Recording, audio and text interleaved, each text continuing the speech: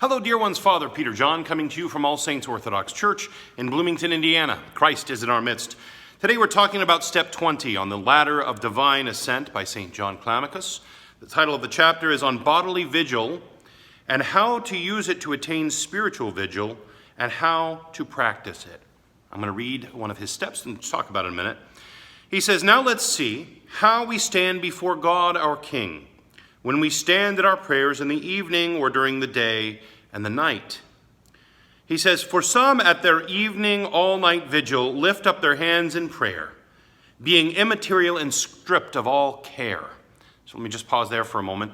Some people, when they stand at their all-night vigil, stand with their hands raised to heaven and pray thus all night. He says, because they're immaterial. In other words, they've just overcome the cares of the hurting flesh. Somehow they're able to maintain this kind of position of prayer all night. We've certainly heard examples of saints who have done this. St. David of Thessalonica is one of my favorite examples, praying thus with his hands aflame all night. Lord have mercy. Next he says, others stand at the time of chanting psalms. Some, out of weakness, courageously resist sleep by working with their hands. In other words, they're maybe making a basket during the service because they're trying to keep awake by keeping their hands moving.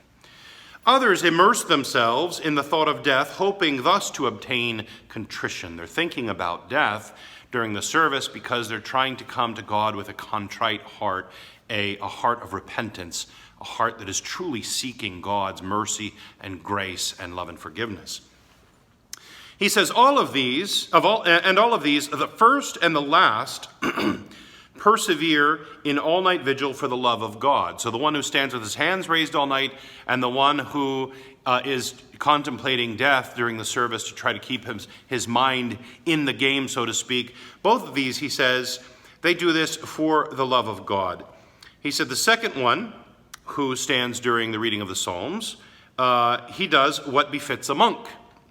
He says the third one goes the lowest way, the one who has to make baskets during church, to keep his hands going, to keep his body moving, to keep his blood pumping, to try to keep his eyes open. He says this is the lowest way.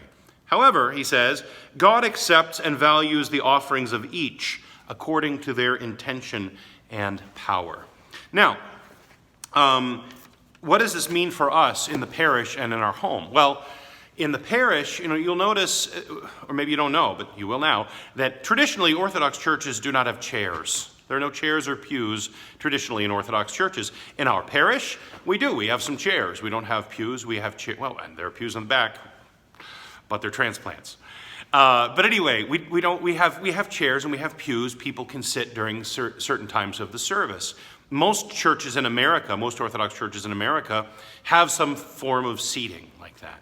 But the reason there aren't usually chairs and pews in the Orthodox Church historically is because the positions of prayer that are traditional are standing or prostrating, flat on your face. So these are the two positions traditionally recognized as fitting for prayer.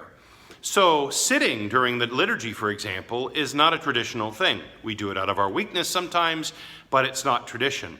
What St. John is saying is that if we are willing to pour ourselves into standing until it hurts, standing, being vigilant, that it will have a direct effect on our spiritual life, on our relationship with God, on our trust of God, on our love of God, that it will be transformative to us. Something that we do bodily, like fasting, has a spiritual effect. So standing in vigil also has a spiritual effect.